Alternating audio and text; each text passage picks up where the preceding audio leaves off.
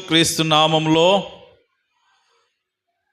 ఆసక్తితో ఈ పరిశుద్ధ ఆదివారపు దినమున దేవదేవుని సన్నిధిలో చేరువచ్చిన మీ అందరికీ ప్రభువు నామమున శుభములు వందనాలు తెలియజేస్తూ ఉన్నాను. అందరికి వందనాలు. ఈరోజు వాక్యము మీరు చాలా శ్రద్ధగా వింటే అర్థమవుతుంది. ఎందుకంటే ఈరోజు ఒక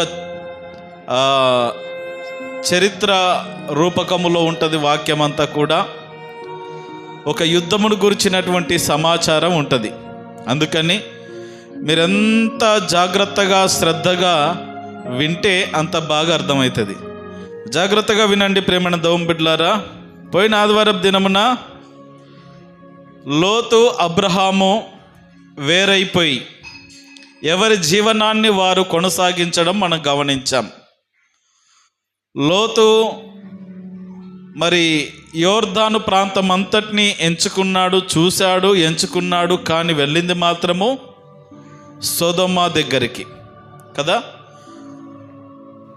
నేను పోయిన వారం చెప్పాను, సొదొమ దగ్గరికి వెళ్తే తప్పేముంది అన్నట్టుగా మనకు అనిపిస్తుంది. కానీ అందులోనే ఉన్నది అసలైనటువంటి మసాలా. ఏంటి? లోతన్న మసాలా. 12వ వచనం చదవండి. 12వ వచనం చదవండి. మరియు అబ్రాహాము సహోదరుని కుమారుడైన లోతు సొదొమలో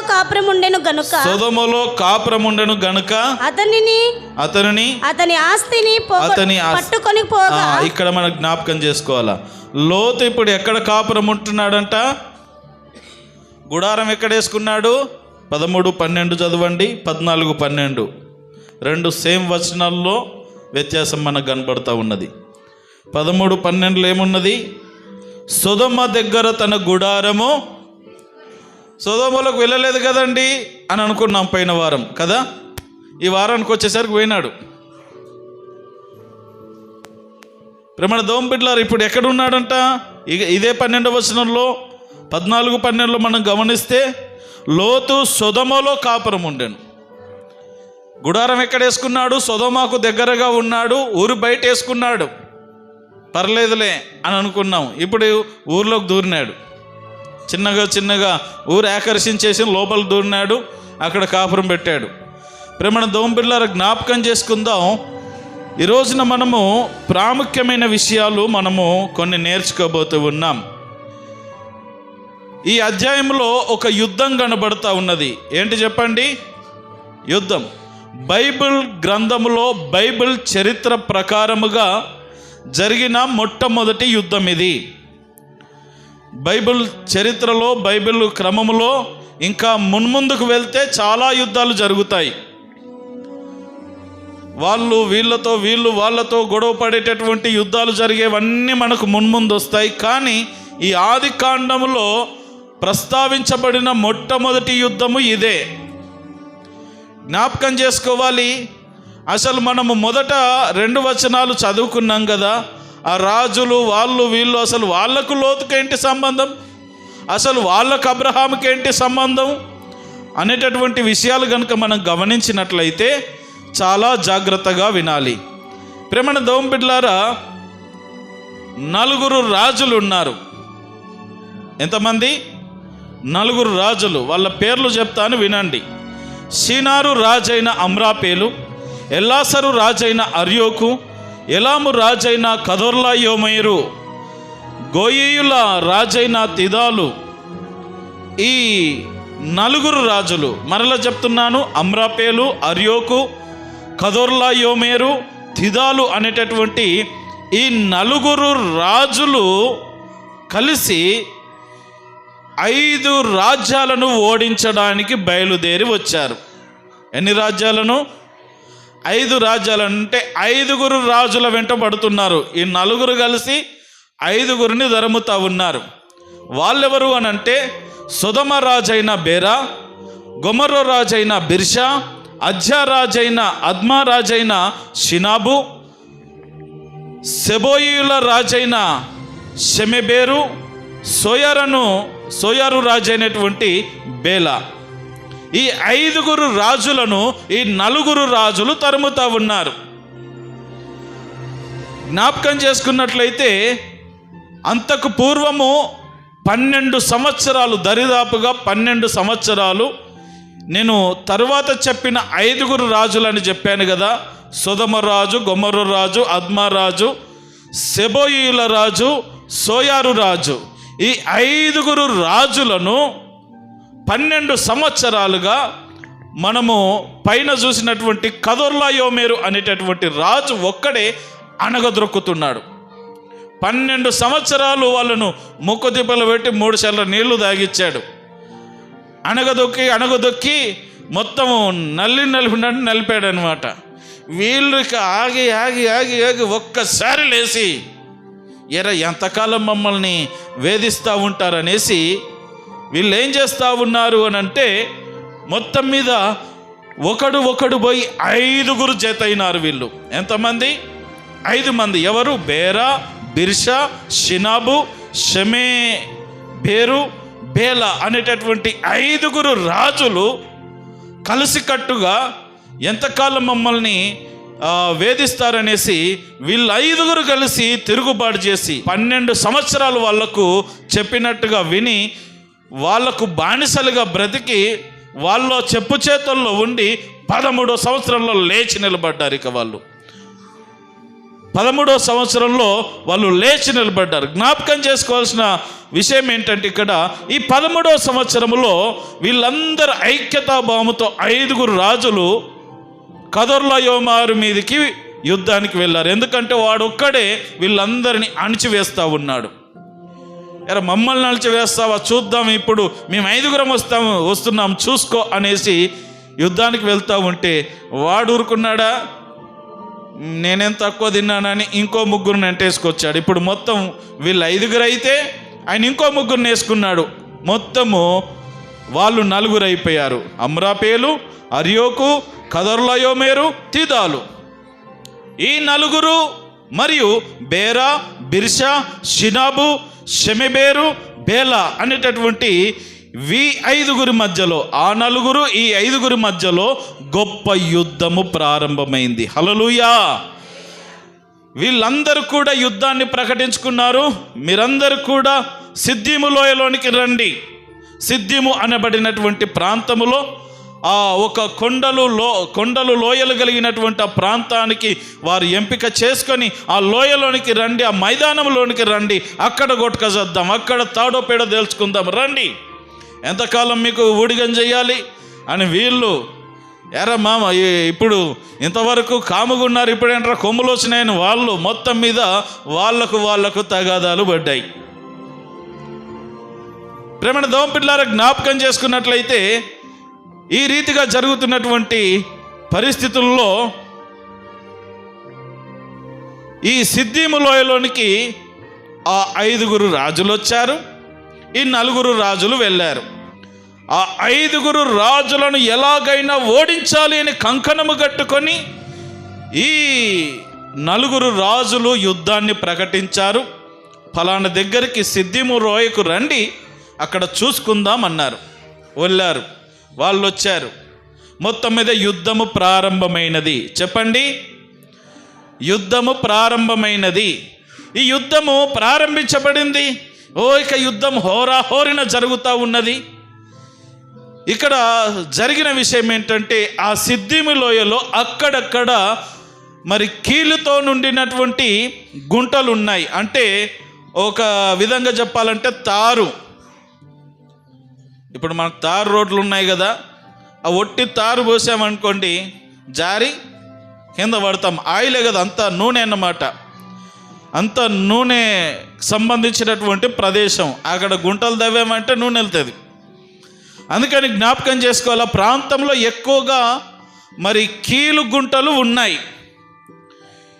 ఈ సొదొమ రాజు, గొమొర్రా రాజు వీళ్ళిద్దరూ వాళ్ళతో యుద్ధం చేయడానికి హోరాహోరున యుద్ధం సాగుతూ ఉంటే పరిగెత్తి వాళ్ళ మీదకి వెళ్ళి వీళ్ళు జారి ఒకటి తర్వాత ఒకడు మట్టి కీలులో గుంటలో పడిపోయారు. అయిపోయింది. రాజులు పడిపోతే ఇంకేమున్నది యుద్ధం. వీళ్ళిద్దరు పడిపోయారు. ఇక వీళ్ళ వైపుగా విజయము, యుద్ధము సన్నగిల్లింది. వాళ్ళేమో 5, వాళ్ళ సైన్య బలగాలు ఉన్నాయి. ఇక రాజులు చచ్చిపోయినాక, రాజులు పని అయిపోయినాక, అంటే చచ్చిపోలేదు కానీ పడిపోయారు. ఇక కాళ్ళు చేతులు ఇరిగినాక వాడే యుద్ధం చేస్తాడు. అసలు రాజు లేకపోతే ఇక సైనికులతో పని ఏముంది. కాబట్టి ఈ ఇద్దరు కింద పడిపోయారు. ఇంకో ఇద్దరు ఉన్నారు కదా, ఎవరు? షెమెబేరు మరియు బేలా అనేటటువంటి వీళ్ళిద్దరు కొండలకి పారిపోయినారు. ఇద్దరు మట్టి కిలల్లో ఆ గుంటలో పడిపోయారు. ఇంకో ఇద్దరు కొండలకు పారిపోయారు. ఇప్పుడు విజయం ఎవరిది? ఈ 5 రాజులది. చెప్పండి, విజయం ఎవరిది? 5 రాజులది.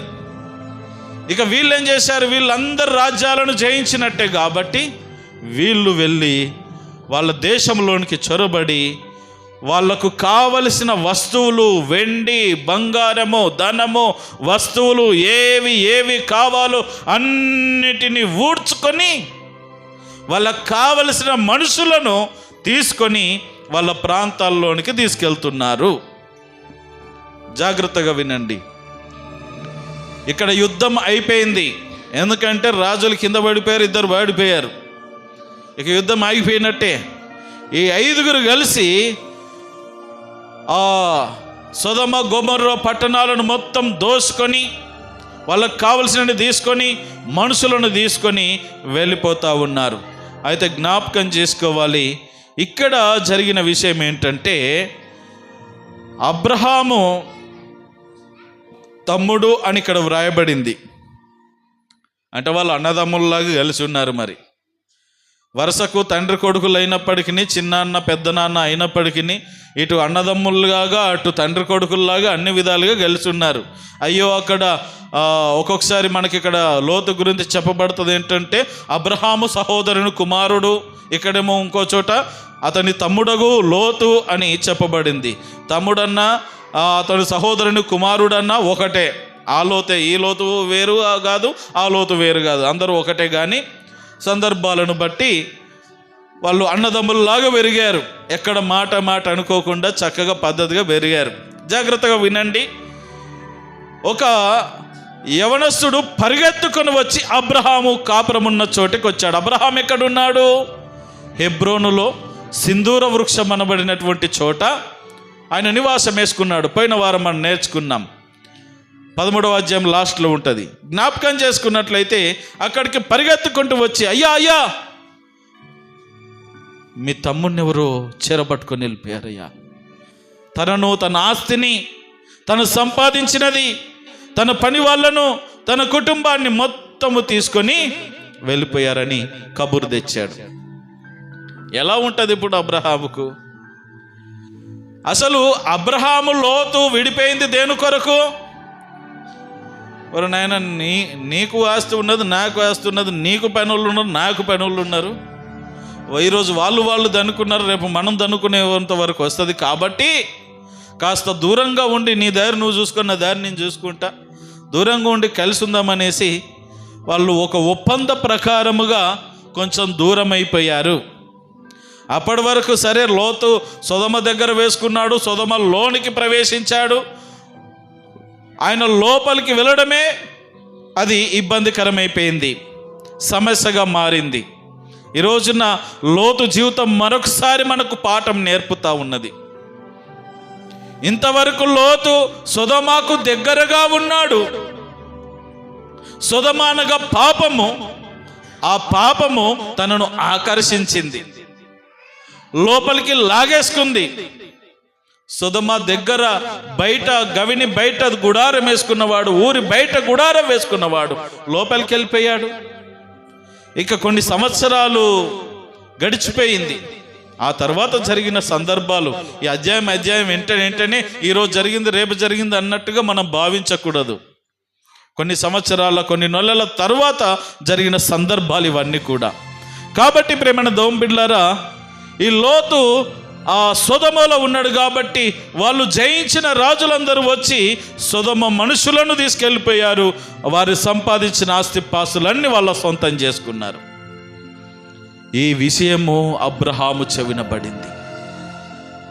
సరే, నాకు దూరముగా ఉండైనా నా తమ్ముడు లేదా నా కుమారుడు సంతోషంగా బ్రతుకుతాడు, చక్కగా తన సంపాదనను అభివృద్ధి చేసుకుంటాడు, తన కుటుంబాన్ని తాను పోషించుకుంటాడు, నిలబెట్టుకుంటాడు అని పంపిస్తే ఈ రోజున నా తమ్ముణ్ణి ఎవరో చెరబట్టుకొని తీసుకెళ్ళిపోతారా? చాలా బాధపడి కోపగ్రస్తుడైపోయాడు. ఎందుకంటే తను సంపాదించిందంతా తీసుకెళ్ళిపోతా ఉంటే ఇప్పుడు యుద్ధానికి సిద్ధం కావాలా. జ్ఞాపకం చేసుకుని ఇక్కడ అబ్రహాము యొక్క శక్తి సామర్థ్యాలు కూడా మనం గుర్తించాలా. ఈ అబ్రహాము ఇంతవరకు మనము అయ్యా అయ్యా అన్నట్టుగా కనబడుతూ ఉంటుంది. అక్కడ కూడా పని వాళ్ళు ఉన్నారు, ధనం ఉన్నది, ధాన్యం ఉన్నది, అన్నీ ఉన్నప్పటికీ ఆయన తగ్గింపు స్వభావము చూసి ఇంకా చాలా మాన్యుడు అని అనుకుంటాము. కానీ జ్ఞాపకం చేసుకున్నట్లయితే ఈ అబ్రహాము ఏ ప్రదేశంలో ఉంటున్నాడో అక్కడ ముగ్గురు వ్యక్తులు మనకు కనబడుతూ ఉంటారు. 13వ వచనంలో వ్రాయబడుతూ ఉంటుంది, అప్పుడు అతడు ఎస్కోలు సహోదరును ఆనేరు సహోదరునైన మమ్రే అను అమోరీని ఏలోను వనములో కాపురముండెను. వీరు అబ్రహాముతో నిబంధన చేసుకున్నవారు. ముగ్గురు, ఎస్కోలు, ఆనేరు, మమ్రే. ఈ ముగ్గురు కూడా ఇప్పుడు ఆ రాజులు ఎవరు, కదర్లాయోమేరు ఏ రీతిగా ఇంకో ముగ్గురు రాజులను యుద్ధానికి సపోర్ట్గా పిలుచుకున్నాడో, ఇప్పుడు అబ్రహాము పని ఏంటంటే తన తమ్ముణ్ణి కాపాడుకోవాలి, తన సహోదరుని కుమారుడైన లోతును కాపాడుకోవాలి, తాను కోల్పోయినవన్నీ తిరిగి తీసుకురావాలి అని కంకణము కట్టుకొని కూర్చొని మొత్తం మీద చేసినటువంటి పని ఏంటంటే, అంతవరకు ఆ ప్రదేశంలో ఉండడానికి రేబ్బాయి మీకు మాకు గొడవలొద్దు అని ఎక్కడ చూసిన అబ్రహాము సమాధాన పడే స్థితే ఉన్నది. ఎవరితో వాదనలకు పోలే. కానీ వాదనకు పోతే ఎలా ఉంటుందో ఈ అధ్యాయంలో చూపిస్తడం వల్ల, అబ్రహాము యుద్ధం చేస్తే ఎలా ఉంటుందో ఇక్కడ చూపిస్తూ ఉంటుంది. ప్రేమణ దోంపిల్లారు జ్ఞాపకం చేసుకుందాం. ఇదిగో ఈ అబ్రహాము తనతో అంతకు ముందు ఆ ప్రదేశానికి వెళ్ళుటకు ముందు, నేను మీ జోలికి రాను, మీరు నా జోలికి రాకూడదు, మనందరం కలిసి ఉందాం మన ప్రాంత వాసులతో, మెయిన్ ఆ లీడర్లతో ఒక ఒప్పందం కుదుర్చుకున్నాడు. అందుకని ఇప్పుడు అవసరం వచ్చింది. తాను ఒక్కడు వెళ్తే తన తమ్ముడిని లోతును కాపాడుకోలేడు కనుక అయ్యా మీ సహాయము కావాలి అని అన్నాడు. ఎవరెవరు వాళ్ళు? ముగ్గురు, ఎస్కేలు, మానేరు, మమ్రే. ఈ ముగ్గురు వ్యక్తులు అంటే అబ్రహాంతో నలుగురు అవుతారు. నలుగురు వెళ్ళారా? కాదు. ఇంకా ఎంతమందిని అనంటే దరిదాపుగా 312 మందిని ఎంట తీసుకెళ్ళాడు. ఎవరు వీళ్ళెవరంట? చదవండి అక్కడ. తన ఇంట పుట్టి అలవరచబడిన. అబ్రహాం దగ్గర ఒక ట్రైనింగ్ సెంటర్ ఉందండి. ఏముంది? Training centre. అలవరచబడియారు వీళ్ళందరూ కూడా. కొన్ని సంవత్సరాలుగా యుద్ధ నైపుణ్యము ఉన్నది వీళ్ళకు. చిట్కేస్తే చాలు పరుగున వెళ్ళి ఫటాఫటా వేసేయడమే. ఒక పారామిలిటరీ మెయింటైన్ చేస్తున్నాడు అబ్రహాం ఇక్కడ. మనం అబ్రహామును చాలా తక్కువ అంచనా వేస్తూ ఉంటాం కదా. జాగ్రత్తగా గమనించండి ప్రేమణ దోంబిడ్లారా. ఈ అబ్రహాము తన ఇంట పుట్టిన మరి ఎంతోమంది పని వాళ్ళు ఉన్నారు. తన దగ్గర ఉన్నటువంటి ఆ పని వాళ్ళ పిల్లలందరినీ యోధులుగా చేసి వీరులుగా తీర్చిదిద్దాడు. వాళ్ళు ఎంతమంది అంటే 312 మంది. 312 మంది ప్లస్ ఈ ముగ్గురు ఎంతమంది అయినారు? 315 మందిని ఎంట పెట్టుకొని ఇప్పుడు తన తమ్ముణ్ణి కాపాడుకోవడానికి వెళ్తూ ఉన్నారు. వీళ్ళ దరిద్రం ఏంటంటే ఆ సొదొమ గొమొర్రా దగ్గర దోసుకొని అబ్రహాముకు దగ్గర నుండి ఆ ప్రదేశం నుండే వెళ్ళాలి. వాళ్ళ దేశాలకు వెళ్ళాలంటే వాళ్ళకు సమీపంగా వెళ్ళిపోతూ ఉన్నారు. ఎవరో ఒకరు మహానుభావుడు ఈ పని వాళ్ళలో, లోతు యొక్క పని వాళ్ళలో ఒకడు పరిగెత్తుకుంటూ వచ్చి అయ్యా మీ తమ్ముడిని అలా తీసుకెళ్ళిపోతున్నారు అని చెప్పినప్పుడు అబ్రహాము వెంటనే ఈ ప్లాన్ చేసి అందరిని ఎంటేసుకొని వెళ్ళి యుద్ధం చేసి వాళ్ళందరినీ తరిమి ఎవరిని మిగిల్చలే. ఇందాక చెప్పబడిన 4 రాజులు అమ్రాపేలు, అర్యోకు, కదర్లయోమేరు, తిదాలు 5 రాజులు కలిసి ఏమి చేయలేని 4 రాజులను అబ్రహాము తనతో పాటు నా 3 ఆ నిబంధన చేసుకునేటువంటి ఆ మనుషులు ఈ 312 మంది యోధులైనటువంటి వారందరూ కలిసి ఆ సైన్యాన్ని రాజులను మట్టుబెట్టి వాళ్ళను ఓడించి వాళ్ళు సొదొమ గొమొర్రాల నుండి ఏ ఆస్తిపాస్తులు దోసుకొని వెళ్తా ఉన్నారో కేవలము లోతు సంపాదించిన లోతు యొక్క ఆ ఆస్తిపాస్తులు మాత్రమే కాదు, వాళ్ళు ఏదైతే కొల్లగొట్టుకొని దోసుకొని పోతున్నారో అంతటిని వెనక్కి తీసుకొస్తున్నారు. దేవునికి మహిమ కలుగును గాక. హల్లెలూయా. దానంతటిని వెనక్కి తీసుకొస్తా ఉన్నారు. అయితే జ్ఞాపకం చేసుకోవాలి, అలా వెనక్కి తీసుకొస్తున్నటువంటి తరుణంలో ఒక సందర్భము మనకు జరుగుతుంది. 16వ వచనం చదవండి. ఆస్తి యావత్తు తిరిగి తెచ్చి తన తమ్ముడైన లోతును అతని ఆస్తిని స్త్రీలను ప్రజలను తిరిగి తీసుకొని వచ్చెను. అతడు కదర్లయోమేరును అతనితో కూడానున్న రాజులను ఓడించి తిరిగి వచ్చినప్పుడు సొదొమ రాజు అతన్ని ఎదుర్కొనుటకు రాజులోయ అను షావేల్లోయ మట్టుకు బయలుదేరి వచ్చెను. వీళ్ళు శాతగాక గుంటలు పడిపోయారు కదా. ఇప్పుడు సొదొమ రాజు వస్తూ ఉన్నాడు, కుంటుకుంటా కాలు బెసికిందో ఏమైందో కుంటుకుంటా నెట్టుకుంటూ వస్తూ ఉన్నాడు. అబ్రహాము చేసిన కార్యాన్ని చూసి స్టన్ అయిపోయాడు. అదే సందర్భంలో ఇన్స్టెంట్గా సడన్గా ఇక్కడ సీన్ మారిపోతూ ఉంటుంది 2 వచనాల్లో. చదవండి ఒకసారి 18-19 వచనాలు. మరియు షాలేము రాజైన మెల్కీసెదెకు రొట్టెను ద్రాక్షరసమును తీసుకొని వచ్చెను. అతడు సర్వోన్నతుడగు దేవునికి యాజకుడు. అప్పుడు అతడు అబ్రహామును ఆశీర్వదించి ఆకాశమునకు భూమికి సృష్టికర్తయును సర్వోన్నతుడైన దేవుని వలన అబ్రహాము ఆశీర్వదించబడును గాక అనియు నీ శత్రువులను నీ చేతికి అప్పగించిన సర్వోన్నతుడు దేవుడు స్తుతింపబడును గాక అనియు చెప్పెను. అప్పుడు అతడు అన్నిటిలో అతనికి 10వ వంతు ఇచ్చెను. దేవునికి మహిమ కలుగును గాక. ఇక్కడ ప్రస్తావించబడుచున్నదంతా కూడా ఒక యుద్ధ ప్రాంతం ఉన్న యుద్ధ సమస్య కనబడుతూ ఉన్నది. 4 రాజులు ఈ 5 రాజుల మీద పడ్డారు. ఈ 5 రాజులు కలిసి వాళ్ళ మీద పడ్డారు. మొత్తం మీద వీళ్ళు ఓడిపోయారు.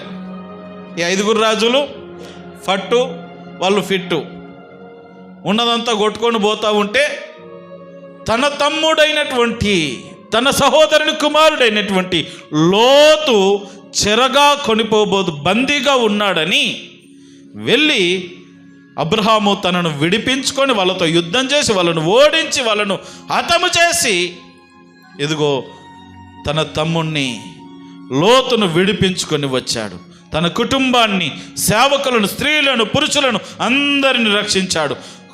కొల్లగొట్టుకుపోయిన ఆస్తినంతా రక్షించాడు. తీసుకొని వస్తూ ఉంటే ఇక్కడ ఆ సొదొమ రాజు ఎదురుగా వస్తూ ఉన్నాడు.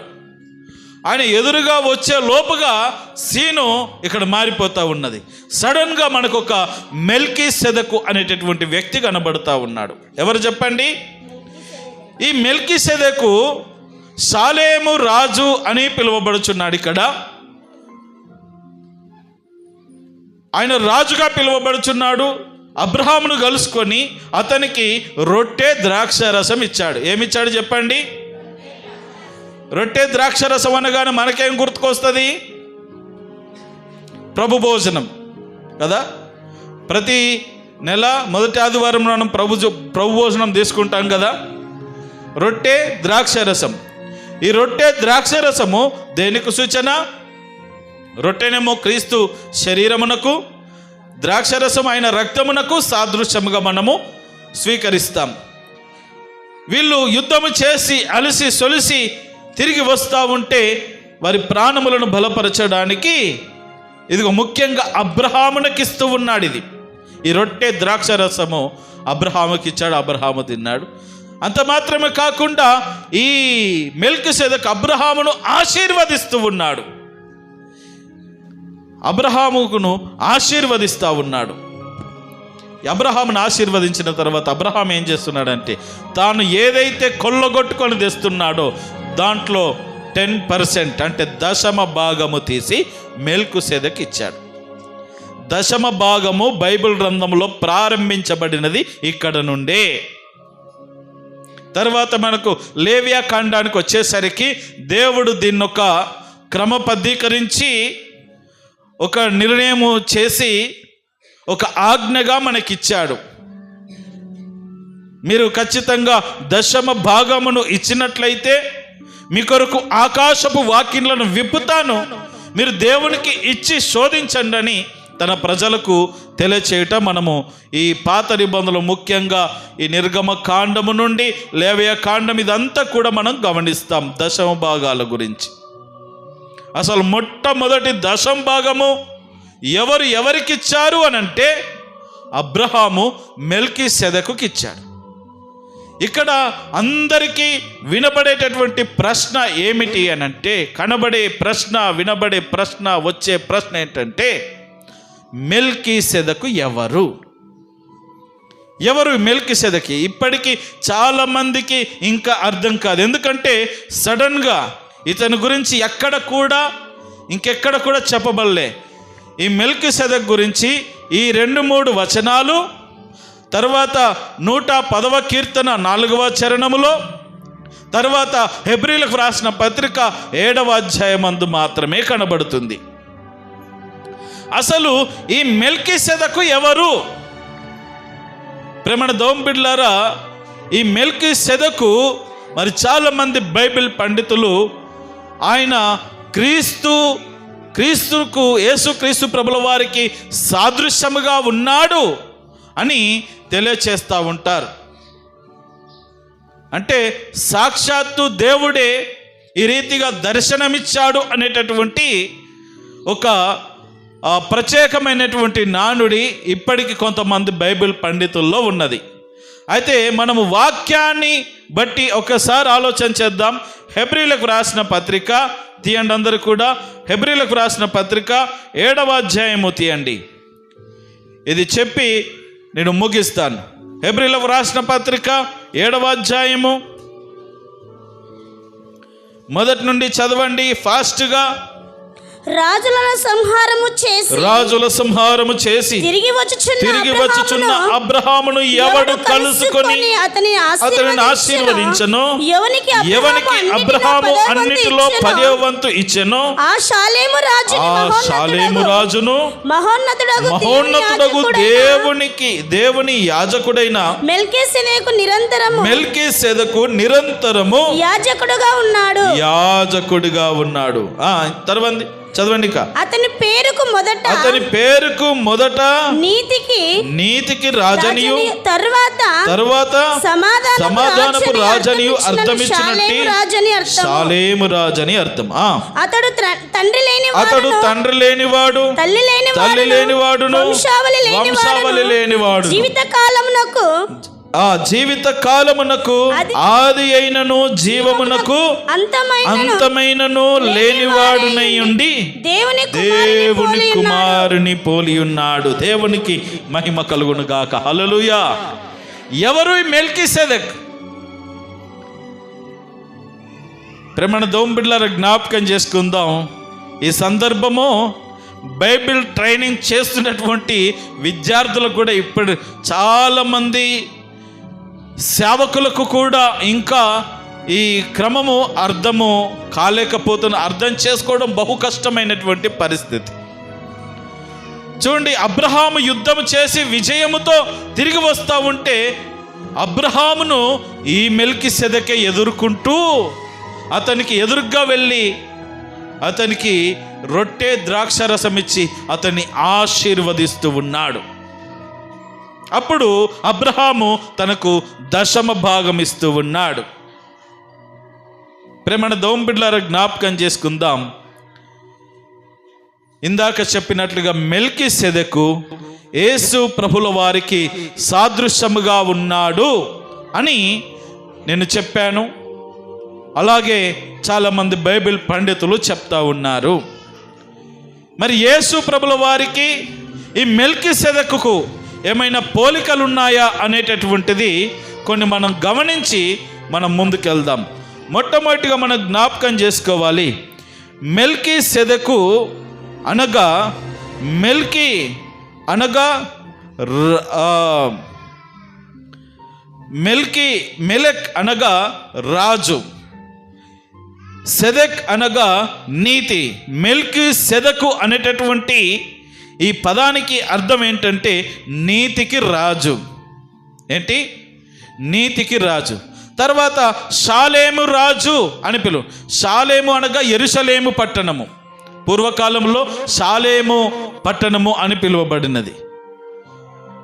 ఇప్పుడు ప్రస్తుతం ఉన్నటువంటి యెరూషలేము పట్టణం.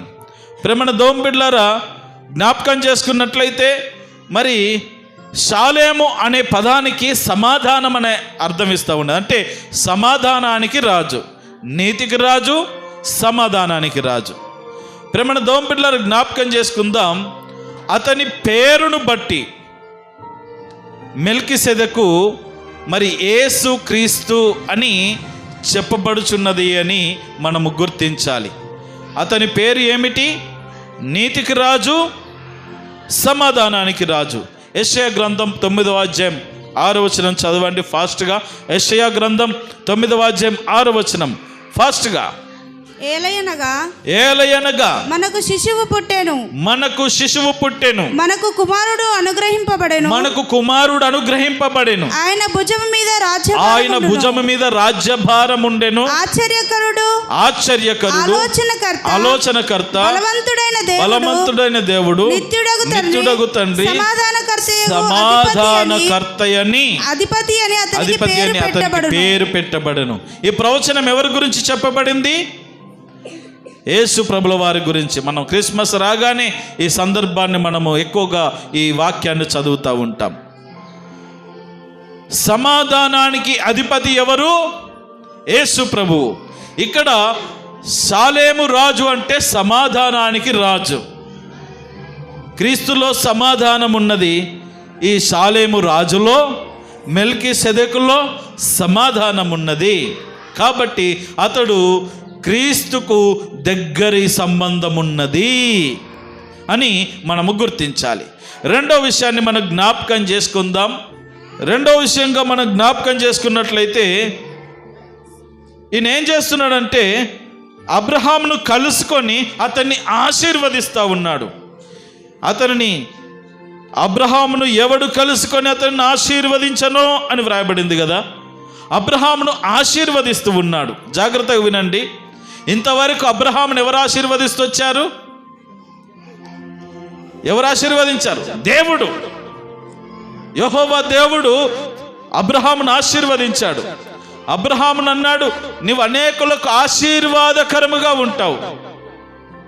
నువ్వు ఎవరిని ఆశీర్వదిస్తా, నేను వాళ్ళని ఆశీర్వదిస్తానన్నాడు. అంతవరకు అబ్రహామును ఆశీర్వదించింది దేవుడు మాత్రమే. ఏ మనిషి అబ్రహామును ఆశీర్వదించలే. అయితే అబ్రహాము ఏ మనిషిని ఆశీర్వదించినా ఆశీర్వాదం వాళ్ళకు చెల్లుతుంది. ఇప్పుడు ఈ మెల్కీసెదెకు సడన్గా అతనికి ఎదురుగా వచ్చి అబ్రహామును ఆశీర్వదిస్తూ ఉన్నాడు. అబ్రహాం అంటే మామూలు కాదు. అబ్రహామును ఆశీర్వదించడం అంటే సామాన్య మనిషిని ఆశీర్వదించడం కాదు, జనములకు తండ్రి. జ్ఞాపకం చేసుకొని ప్రియమైన దోంబిడ్లారా, ఈ మెల్కీసెదెకు అబ్రహాంను ఆశీర్వదిస్తున్నాడంటే అబ్రహాం మామూలు వ్యక్తి కాదు, ఆయన విశ్వాసులకు తండ్రి. ఎవరికి తండ్రి చెప్పండి? ఇప్పుడు మనకు కూడా తండ్రి. ప్రేమణ దోంబిడ్లారా, జనములకు తండ్రి అయినటువంటి అబ్రహామును ఒక సాధారణ మనిషి ఆశీర్వదించడం సాధ్యపడదు. దేవుడు మాత్రమే ఆశీర్వదించగలడు. అందుకని ఈ మెల్కీసెదెకు అబ్రహామును ఆశీర్వదిస్తున్నాడు అనంటే ఆయన దేవుని స్వరూపములో ఉన్నటువంటి వాడు, ఆయన క్రీస్తు అని మరలా మనము గుర్తించాలి. మూడో విషయం చెప్తాను. అదేవిధంగా మూడోది మనం గమనించినట్లయితే ఈ అబ్రహాము తనకు ఆశీర్వదించినటువంటి ఈ మెల్కీసెదెకుకు 10వ వంతు ఇస్తా ఉన్నాడు, 10వ భాగం ఇస్తా ఉన్నాడు. 10వ భాగం ఎవరికి ఇవ్వాలో చెప్పండి? 10వ భాగం ఎవరికి ఇవ్వాలా? దేవునికి ఇవ్వాలి కదా. మీరెవరికి అనుకుంటున్నారు? మీకే కదా సార్ ఇచ్చేది, లేకపోతే సంఘానికి కదా. ఎవరికి? మన పొరపాటు, మన దీవెనలన్నీ ఇక్కడే పోతున్నాయి. ఎన్నోసార్లు చెప్తాను, నువ్వు ఏదైతే గుప్పెలు విప్పుతున్నావో అది ఇచ్చేది ఎవరి కొరకు అంటే దేవునికి ఇస్తున్నావు. ఎవరికి? నువ్వు ఇప్పుడు కానుకలు పట్టేటప్పుడు, పాట పడేటప్పుడు మనం కానుకలు వేస్తాం కదా, ఆ కానుక ఎవరికి ఇస్తున్నాం? సంఘానికి కాదు, సంఘానికి కాదు. అవి సంఘ పరిచర్యకు దేవునికి ఇచ్చిన కానుకలే. అది యాజకులు కానీ, లేవీయులు కానీ, పరిచారకులు దాన్ని వివిధ రకాలుగా పరిచర్య కొరకు ఉపయోగిస్తారు. దేవుని సొమ్ము తింటే దేవుని సేవకుడు తినాలి, లేదంటే మందిర పరిచర్య కొరకు ఉపయోగించాలి, అంతే. ఇంకా వేరే వాళ్ళు తిన్నారంటే ఏ రోజు మరణమే. కొంతమందిని చూస్తూ ఉన్నాం మన కన్నులారా, జాగ్రత్త. ప్రేమణ దోమ పిల్లారా, జ్ఞాపకం చేసుకుందాం.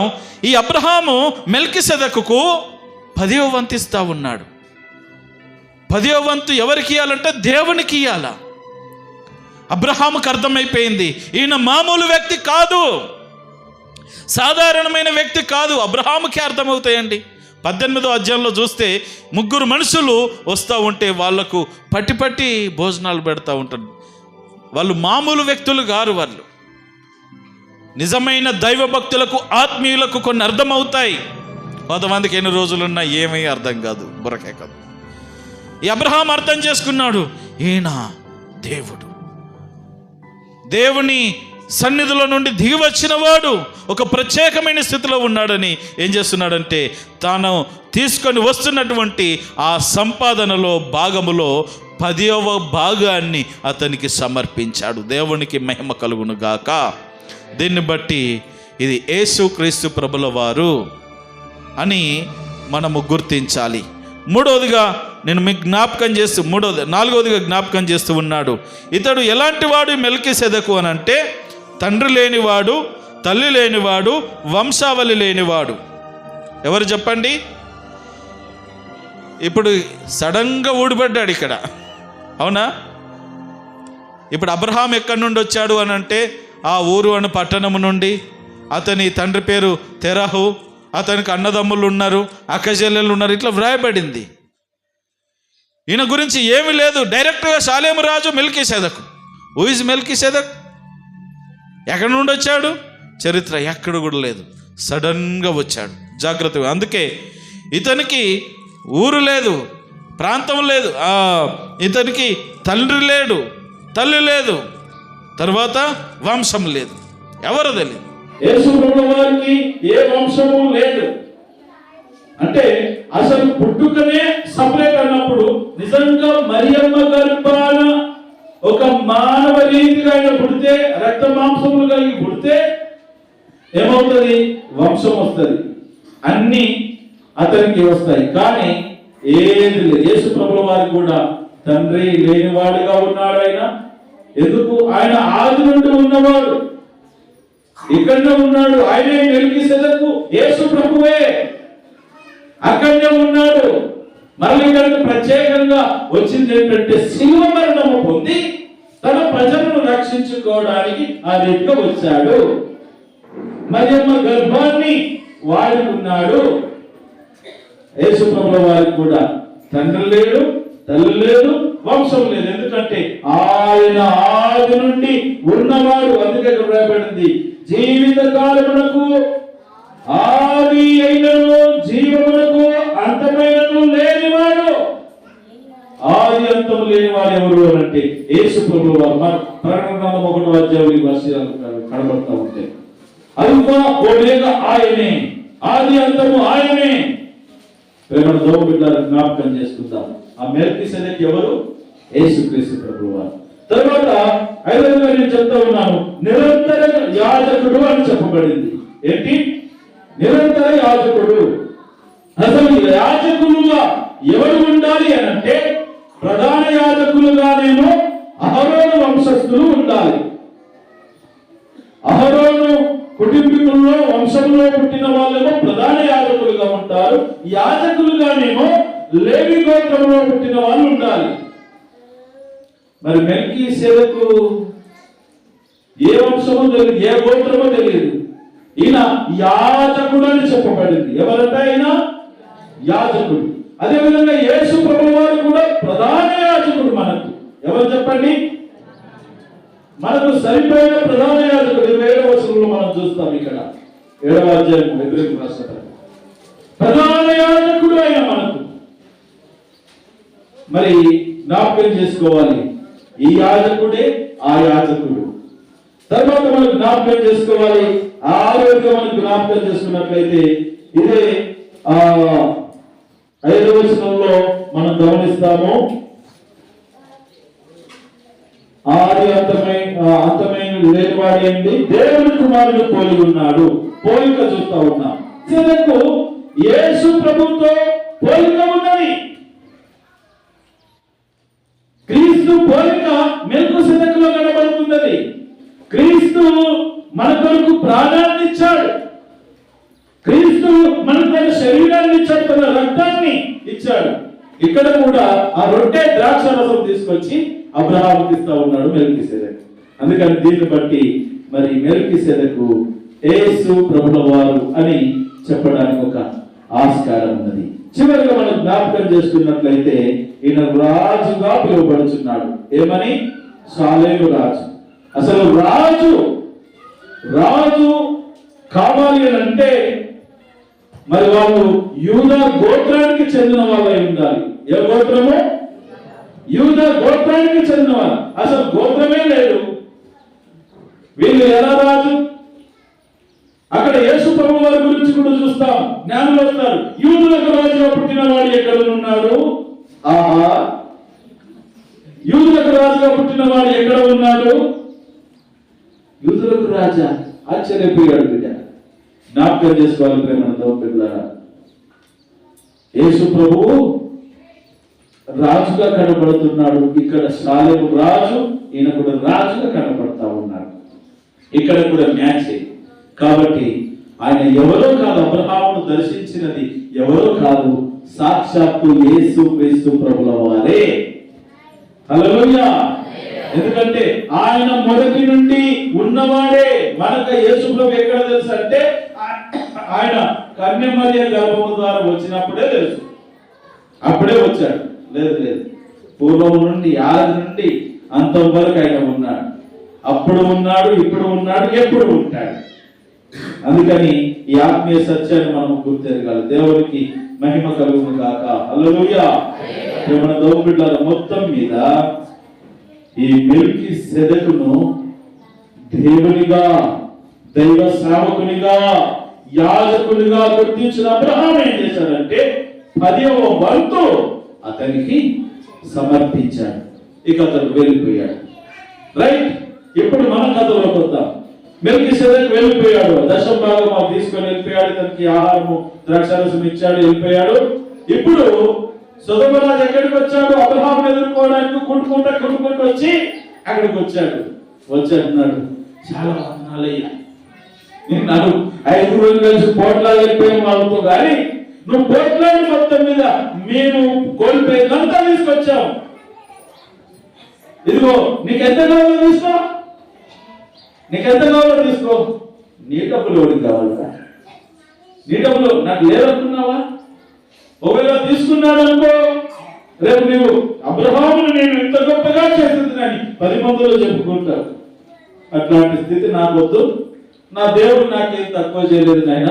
నాకు దేవుడు సమృద్ధిగా ఇచ్చాడు. నీ దాంట్లో నుండి నాకు 100 పోగు కూడా అక్కర్లేదు అన్నాడు అబ్రహాం. ఏమన్నాడు చెప్పండి?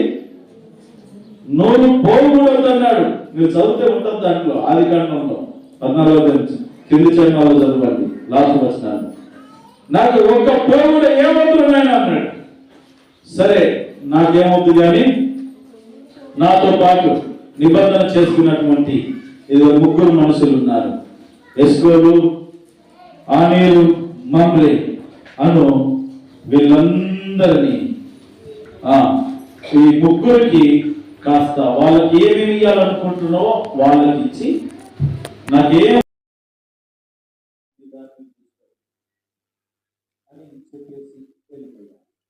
ఇది ఇక్కడ జరిగినటువంటి దేవునికి మహిమ కలుగును గాక. హల్లెలూయా. ఇది ఇక్కడ జరిగినటువంటి సందర్భం. చూడండి, లోతు చేసిన చిన్న పొరపాటు ఎంత సమస్యకు గురి చేసిందో. ఇక్కడ సమస్య రావడానికి కారణం ఎవరు చెప్పండి? ఎవడెళ్ళమన్నాడు? ఇన్నో సొదొమ దగ్గర గుడారం వేసుకోవడమే తప్పు, లోపలికి దూరినాడు, సమస్య కొని తెచ్చుకున్నాడు. చూడండి, కొన్నిసార్లు మనం చిన్నది అనుకుంటాం, ఏమవుతుందిలే అనుకుంటాం, ఏం కాదులే అనుకుంటాం. చూడండి, ప్రాణాల మీదకి తెచ్చుకున్నాడు. క్లిప్ వేస్తారు ఒకసారి. ఇప్పుడు ఆన్ చేసుకోలేరా? ఇంకా ఆఫ్ మోడ్లో ఉన్నట్టున్నారు. సంస్కారవంతమైన సబ్బులు పెట్టి ఉతకాలి ఒక్కొక్కరిని. చాలా జాగ్రత్తగా జ్ఞాపకం చేసుకుందాం ప్రేమణ దేవుని బిడ్డలారా. 4 రాజులు కలిసి 5 రాజులతో యుద్ధం చేస్తూ ఉంటే ఆ 5 రాజులు ఈ 4 రాజుల మీదకి తిరగబడ్డారు. ఈ 5 రాజులు ఓడిపోయారు. ఆ 4 రాజులు ఎవరైతే ఉన్నారో తీసుకొని వీళ్ళు ఓడిపోయిన వాళ్ళ రాజ్యంలో ఉండి అన్ని దోసుకొని వెళ్ళిపోయారు. దాంట్లో లోతు కుటుంబము వెళ్ళింది. ఈ సమస్య అంతా దేనివల్ల? లోతు కుటుంబము చెరగా కొనిపోబడ్డారు. అందుకని వచ్చింది ఇక్కడ సమస్య. అందుకని అబ్రహాము దిగవలసి వచ్చింది. అబ్రహాము యుద్ధానికి సిద్ధమై, యుద్ధం యెహోవాదే, ఇక్కడ యుద్ధం అబ్రహాముదే. చూడండి, ఎంతమందిని తింపి కొడితే 320 మందిని వేసుకొని పోయి వాయించి పెట్టేసి వచ్చేసాడు. 4 రాజులని పడుకోబెట్టి వచ్చేసాడు. కోల్పోయినదంతా తీసుకొని వచ్చేసాడు. ప్రేమణ దేవుని బిడ్డలారా, కానీ ఆ వచ్చిన సొమ్ములో రూపాయి కూడా ముట్టలే అబ్రహాం. అవకాశం ఉన్నదా లేదా తీసుకోవడానికి? మనం అంటాం, నాయనా 1,00,000 రూపాయలు ఇడిపించాను నీ కొరకు. కొంతమంది ఇప్పుడు వద్దులే, మళ్ళీ నాది టైం అంతా పోతుంది. ఇది లైట్ ఆఫ్ చేసి జాగ్రత్తగా వినండి ప్రేమణ దేవుని బిడ్డలారా.